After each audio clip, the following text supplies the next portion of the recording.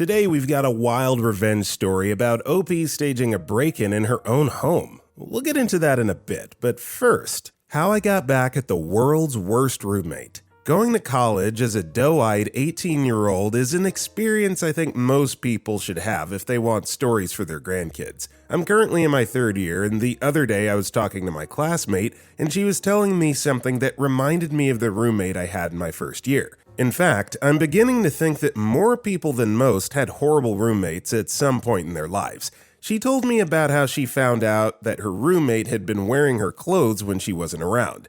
That's outrageous, but it definitely holds a light to what I experienced with Veronica as a freshman. I had just left my parents, who all but spoiled me with everything I wanted. That didn't mean that they left me with anything less than I was used to. They stocked me up on everything I needed, from clothes to groceries to toiletries. Not to brag, but they set me up so that I would focus completely on my studies. I think most people take things for granted, but as a student, not having to worry about money or groceries is one thing I never take for granted. Anyway, I resumed school and had to share an apartment with another freshman, Veronica. The apartment had been recommended by a cousin, and it had 2 bedrooms. Housemates had to share everything else though. That included the bathroom. I didn't want to do that, but the apartment was the best option that I had. When I came into the house, I said hi and introduced myself. Right off the bat, I noticed that Veronica wasn't someone who liked to tidy up after herself. There were clothes on my couch, plates in the sink, and trash on the floor. I was already stressed at the thought of living with someone dirty because my mom had clear boundaries about where clothes went and where plates went. When I asked her if she always left her things around like this, she quickly got up and started apologizing that she wasn't always this way. She said that she had just moved in 3 days ago and she had been tired. I understand, because resuming school and having to register for classes and other things isn't easy. Still, because I wasn't comfortable with being around so much chaos, I told her I hoped it wasn't this way all the time. She promised and said it wasn't. I started setting up my stuff for saying goodbye to my parents. Veronica knocked on my door and asked to see me. She said we needed to talk about living arrangements because she wasn't used to living with another person and that she didn't want to offend me. So I told her the things I was okay with. It's okay to play music as long as it's not tearing my eardrums. If she wanted loud music, she could use her AirPods. No bringing the opposite sex into the house without letting me know first. I would hate it if a guy walked in on me when I was wearing shorts and a sports bra. I also told her that leaving food scraps in the sink or empty toilet paper rolls in the bathroom was a huge pet peeve. I also told her she could use my stuff if she asked first, and if she ate the last pack of noodles, she would either let me know or buy it back. At some point, I felt like I was doing too much, but hey, she asked. I also asked if there was anything she needed me to steer clear of. Nothing besides drawing up a chore chart. So we did. One of us had to wash the bathroom every week. If I washed the bathroom, she cleaned the floors. Whoever used the dishes did them. Taking out the trash was for the last person who put something in the bin before it got full. Our rooms were our responsibilities. Everything seemed easy and straightforward to follow. For about a week or two, things were going okay and we remained cordial.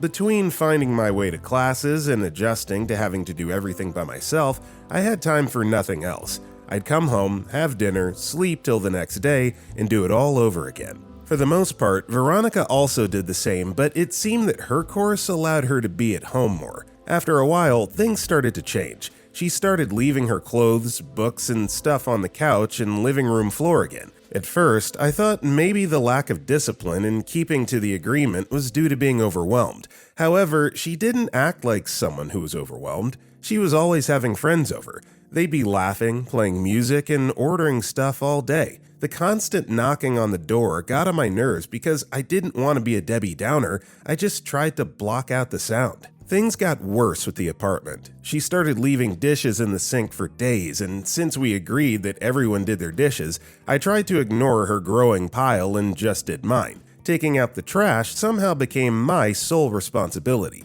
It's like she'll purposely leave space for a can of soda after filling it all to the top with trash from her room. She stopped replacing the toilet paper too, and she almost always finished it when she used it. It was like I had drawn a ballot for roommates and got the worst one possible. One time, I come back in the morning after pulling an all-nighter for a project I was supposed to hand in the next Monday. Veronica was awake and I told her that I needed to sleep and would appreciate it if she kept the noise down to a minimum. I almost wished for the end of the world 2 hours later when Gangnam Style started pounding through my head. I said some very nasty things that day. I was exhausted. She kept piling more and more stuff onto the couch. One day, I was tired and told her to stop putting stuff on the couch. It was annoying that I'd want to sit on the couch for once and that she needed to keep her stuff off the couch. She looked like I just called her names, but I didn't care. I just walked out of the house. When I got back, the couch was empty and I felt bad for talking about it. I decided to take a seat, and when I did, I'm sure everyone in the entire building heard my scream. I sat down on pins. They were literally scattered on the couch and I didn't see them. I was in so much pain that I started crying while picking the pins out of my leggings. When I looked closely, I realized it was no accident. Veronica had intentionally scattered pins on the couch, hoping that I would sit on it at least once. When she got back, I confronted her and asked her why she scattered pins on the couch. "Oh, I'm so sorry," she said in the fakest voice I'd ever heard. "It must have fallen out of the container when I was packing my stuff off the couch like you told me to." Rolling my eyes was very impossible because what in the world was that apology? Her stuff wasn't even supposed to be on the couch in the first place. I just walked away to take a shower and what do you know, there's an empty toilet paper roll on the holder as usual. I was pissed. But after getting my butt acquainted with pins, I was tired and wasn't in the mood for any more confrontation. I was walking out of the bathroom when I heard this insufferable idiot laughing and telling whoever she was talking to that her plan worked. I stopped to listen and Veronica was saying that scattering the pins on the couch was the best part because it meant that anywhere I sat, I would get pricked. The icing on the cake was her saying, "That serves her right for policing me around." Till today, I don't know how I didn't bang her door down and kick her in the legs.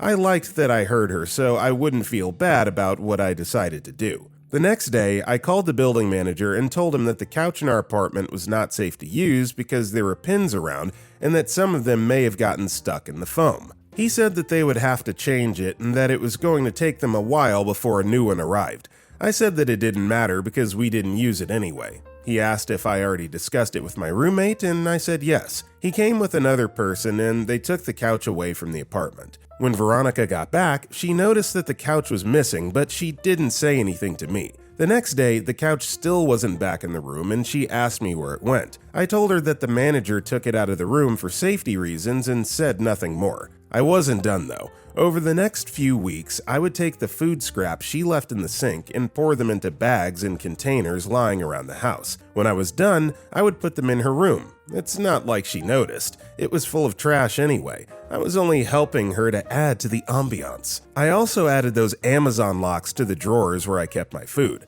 No more helping yourself to my goods, Veronica. I also got out a different trash can and kept it in my room. When it filled up, I took it out. I was no longer using the trash bin that came with the apartment. That didn't stop it from filling up though. Even though the trash was spilling to the floor, Miss Nasty did nothing about it. After about a week, even I started regretting my decision because oh my god, the smell coming from her room was unbearable. It was smelly all around. The kitchen was impossible to breathe in, but her room was even worse. It finally came to a head when I heard her screaming in the morning. A horde of cockroaches somehow found their way into her room and had really multiplied. I don't know how happy I was that my plan worked, but I remember bounding by the stairs to tell the building manager that I was living with a pig. I told him about how she made the place so messy that there was mold growing out of the stuff in the kitchen. I have to hand it to myself for enduring that level of nastiness just to get my revenge. Mold in the kitchen counted as a health code violation, which meant she either had to leave or pay a fine. While I was there, Veronica called the manager and told him to come fumigate the apartment as soon as possible. I went back with him and my jaw dropped when I saw the state of her room. There was trash everywhere. On the bed, the floors, everything was covered. The manager said that the cockroach infestation was her fault and she had to move out because she violated multiple on her tenancy agreement. When she said that she was going to sue, the manager said she should be lucky she was getting the rest of her rent back, considering how much it would cost to fix her mistakes. On the day she moved out, I told her to watch out in her new place because roaches tend to follow dirty people around. I like that she never asked me about it. I also like to think the reason she didn't know I had anything to do with it was because her room was already so dirty. I had many more things to say to her, but that's a story for another day. Also, hi, my name is Brendan, and if you guys are enjoying these nuclear revenge stories, it would be awesome if you dropped a like or comment if you're listening to our podcast. That being said, our next story is Don't Be a Food Thief and Be Lactose Intolerant. This is quite the comical story, but there's nothing sweet like getting back at someone who thinks they can continually walk all over you. This person wasn't bragging about walking all over me, but when I found out,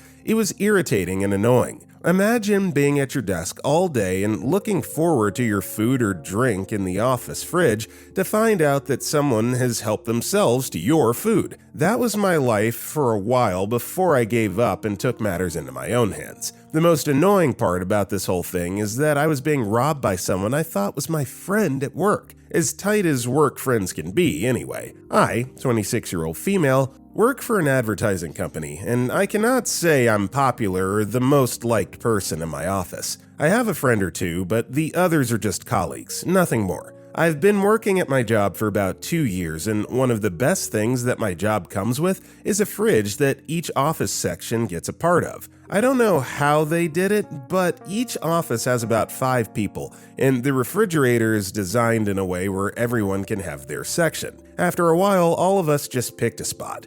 We knew who owned what, and nobody took each other's stuff. Out of the 5 of us, 2 people joined us a year ago, and one of them was Gloria. When Gloria came into the office, she seemed nice, and everyone immediately took a liking to her. It was hard not to. She had this cheery demeanor, and she knew how to brighten up a place.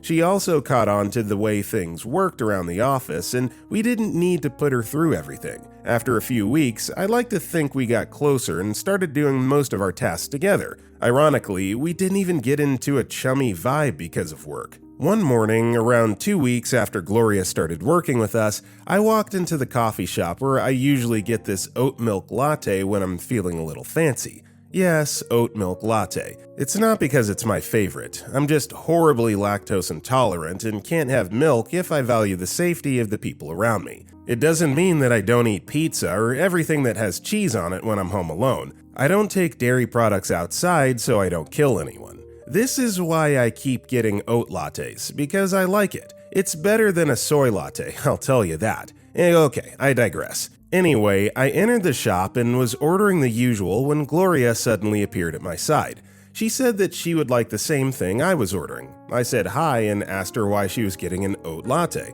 Oh, I've been lactose intolerant for my whole life, and if I taste a drop of whole milk, I would spend the whole day running in and out of the bathroom, she said and started laughing. I immediately warmed up to her and we started sharing experiences about the times that dairy fought with us. From the things she said though, I'm definitely much better at handling dairy than her. From that time, we started working together. We took our breaks together and we started texting each other in the morning to meet up and get our coffees together. We kept getting coffees together and having a work friend became something that I looked forward to having. Gloria and I had lunch together every day and we pretty much became close friends. Again, as close as work friends could be. A few months into working, our coffee shop closed and Gloria suggested that instead of finding a new shop, we should just make our own at the office. We already had a coffee maker in the office, so we figured how hard would it be to make ours as well. I wanted us to share a carton of oat milk and then split the money, but Gloria suggested that we should get different cartons because of the difference in how much milk we used in our coffees. She was right. I didn't use as much as she did, so mine could last longer. For a while, it was nice to make the coffee at work, but with time, it became tedious and I soon began forgetting about it. Work became more hectic and I went back to making my coffee. Except the almost full carton that I left in the fridge was almost empty. The only other person I knew who took oat milk was Gloria, so I asked her about it. She said she didn't use my milk and that she got a fresh carton. She even showed me. Truly, the carton was full. I bought a new carton and went back to making my coffee. I even started making them in advance so I could just pop to the fridge and grab one.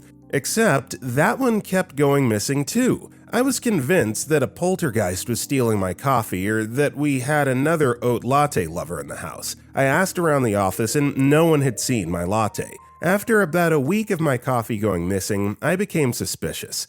I started watching everyone in the office to see if someone was sneaking my coffee right under my nose. It didn't matter that you're not supposed to take other people's food, but I guessed I had a food thief in the office. After watching everyone for a few days, I didn't find out who was using my oat milk and drinking my coffee. I should have stopped making the coffee after about 4 cups were stolen, and I had to buy another carton of oat milk, but I was suddenly committed. I wanted to find who was stealing my coffee. I even wanted to complain to Gloria and tell her that my stuff was missing from the fridge, but she was my main suspect. She was the only other person that took oat milk in the office, so I started watching her. Every time I asked her if she wanted to go and make coffee together, she often said that she was still busy and couldn't get up to make one at the moment. Other times, she'd say that she already had a coffee at home or that she wasn't drinking one that day. I decided that I was going to stop pushing, and I started making my coffee from home and leaving it in my flask until it was time to make the latte.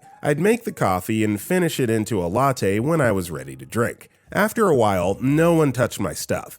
Since it was more than 3 months after these incidents happened, I started putting coffee in the fridge again. And like clockwork, they started going missing.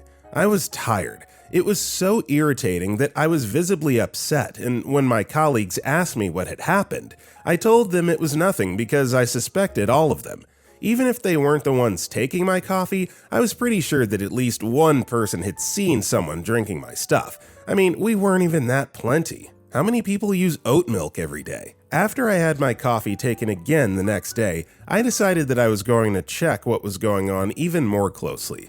I needed to know who was stealing my stuff. Because I'm not dumb, I decided to go through my colleagues' sections in the fridge. Maybe someone was pouring my stuff into another cup, or maybe they left evidence. I waited till everyone else left work and turned myself into a mini detective. I started checking the bottles to see if someone had poured my oat milk into another bottle. I had checked more than 5 bottles before it occurred to me that I hadn't checked the cartons of oat milk. Gloria and I bought the same brand, so what if she had been pouring mine into hers? That was the most logical situation that I could explain why my stuff kept missing. I reached for her carton, and as always, it felt more than half full. I dropped it back before I asked myself why I didn't open it. So I did exactly that. I almost dropped the carton in shock because there was no milk inside. It was water, and it was almost full. How in God's name was there water in the carton? I put the 2 and 2 that I should have put together a long time ago there and then. Gloria had been stealing my coffee and my oat milk all this while. I also figured that the only reason no one said anything was because they assumed that Gloria was not actually taking my stuff. I mean, who would ask if she was drinking from her carton when it was hers? I decided that I wasn't going to jump to conclusions and was going to watch it play out. The next day, I stopped at Walmart and bought a liter of regular milk. When I got to work, I emptied the rest of my oat milk into my bottle and filled the carton to the same quantity as regular milk. I put it back in the fridge and went to my desk. Around 1 p.m., Gloria stepped out to make coffee. 10 minutes later, she was back at her desk. Let me tell you, the show I got that day was interesting. It's like seeing something that happens to you from your point of view. I saw Gloria stand up and go to the bathroom with the same uncomfortable movements and expressions I usually had every time I had to suffer for having a large pizza all by myself. It was fun to see, but at the same time, I was irritated. I know for sure she wasn't lying about being lactose intolerant because after a while, she started smelling like it too. Lactose intolerant people know that after a million trips to the bathroom, you can smell it on you. The burping also carried the smell, and I turned to Gloria and asked her in a sarcastic tone if she enjoyed her coffee. She looked at me and asked what I meant. I asked her why she was stealing my stuff. She asked me why I would accuse her of something like that. I immediately told her to stop pretending that I knew there was water in her oat milk carton. I asked her if she thought it was stomach bug that caused her to keep running to the bathroom shortly after she took her coffee. The other colleagues were looking at me. That's how I realized everyone had left what they were doing and was invested in what I was saying. It wasn't even my intention to let things get this embarrassing because I thought Gloria was my friend. I told her that I swapped the oat milk for regular milk because I needed to be sure she wasn't the one stealing my stuff. She asked me why I would have suspected her in the first place. I told her she left me no choice. I mean, she could have asked to share, which I initially suggested, but she refused. I didn't even wait to hear the reason and walked away from the office. When I got back, Gloria and I didn't talk for the rest of the day. A week later, Gloria transferred to another department because HR somehow heard of what happened. I refused to provide any more details because I didn't want her to lose her job. I wasn't that petty. It's been a while since then, and Gloria and I have only crossed paths only a few times. She never really apologized, but I don't really care. Water down the bridge. Our next story is how I staged a break-in and stole my ex's money. When we were fresh out of college, my college boyfriend and I decided to get an apartment together. Sure, we loved each other and all that, but our reason for moving in together was more financial than romantic. The city we wanted to live in was super expensive to live in. The cost of living was high, and young people who were just coming up had to team up to combat the high cost of living. We decided to live together to save some money on food, furnishing, and rent. Rent especially was our major reason for deciding to get an apartment together. For 3 months, we looked all over the city for a house that was perfect for us. We found one and moved in after 3 months of searching and a month of waiting for the previous tenants to move out. It was a nice apartment. We had a large bedroom and a small guest bedroom too. It also had an extra small room, which was cool because I knew I was going to turn that into my office the minute I walked in. I had a largely remote job, so having a private office made sense. My ex at the time was trying to get into the university we graduated from for a postgraduate degree. While this was going on, he took jobs here and there, but nothing that brought in a lot of money. One day, his sister invited him to work for her. She owned a startup and knew he would make a good addition to her budding company. She also wanted to help since he was going to be juggling getting his master's degree and working. Not many employers would have been cool with that, but with his sister, he could get away with missing a few meetings and not showing up to work as much as the other employees. Shortly after his sister employed him, he started to complain. He said she wasn't paying him well and that his contributions to the company weren't appreciated. Still, he paid up his part of our bills and expenses. We went equal on everything: light bill, water, rent, our car, and the groceries. One day, my mom called with good news. My late grandfather left all his grandchildren some money, and I could get mine since I'd officially turned 25. I was so excited. I sped to our bedroom from my home office to share the good news with my boyfriend. It wasn't exactly a huge amount of money, but it was a decent amount, and I was going to put it in my savings. After that day, my ex-boyfriend stopped contributing his part of our expenses. There was always one excuse or the other as to why he couldn't pay his share of the rent. He told me he was going to stop working for his sister and get a job elsewhere, but none of the jobs he got worked out because he needed to dedicate time to his academics. Things continued this way for months. I paid for everything: rent, groceries, light bill, water. I paid for everything. It was a lot of money, and I didn't have that kind of money, so I started taking money out of my savings, out of the money my grandfather left me. I was also working very hard to replace any money I took out of my savings, but I just couldn't keep up. I hardly had any money to spend on myself. I was terrified of dipping too hard in my savings as it was my backup plan, so I only borrowed money from my savings to meet my bills. I spent all the money I made at work and would then spend a bit of my savings too. That happened for many months. I didn't have money to buy any new clothes or makeup. I loved makeup and usually would indulge myself now and then, but I stopped being able to afford that after my boyfriend stopped contributing his share of the bills. The whole idea of living together was to make life easier for us. I wanted to be able to afford rent and food while also being able to save some money and indulge in some of my wants. I became richer, yet my quality of life didn't increase at all. If anything, it decreased. My ex got tired of looking for a job that'd be okay with him juggling his postgraduate degree simultaneously and went back to working for his sister. I insisted that if he would work for her again, the terms of his employment had to be better. He had to make more money to help with the bills. He agreed, and I even shared a few tips on how he could negotiate better pay for himself. He went back to working for her, but he said that the situation stayed the same. His sister was paying him very little still. He said he was going to have to deal with it because that was better than being unemployed. He was using all the money he made from working for his sister for himself in school. I was using all my money to handle everything we needed at home and rent. My ex became so unbelievably stingy and selfish, and I didn't notice that until much later. On my birthday, he didn't get me anything. I knew he didn't have a lot of money at the time, so I wasn't expecting something huge, but he got me nothing. I was mad about it and confronted him. He apologized and then asked me to loan him some money so he could buy me a gift. He made me feel like the most horrible person in the world to even ask him for a gift. I was so naive and stupid that I took some money out of my savings and treated us both to a fancy dinner the next evening. His birthday was a few weeks after my birthday. I didn't have a lot of money either, but I bought him a nice wristwatch. My ex didn't like the gift. He kept complaining that the wristwatch wasn't the kind of wristwatch that he'd always dreamed of. At the time, there was a brand of wristwatch that all the men were buying. It cost a lot of money, but it was really beautiful and all the guys wore it as a sort of status symbol.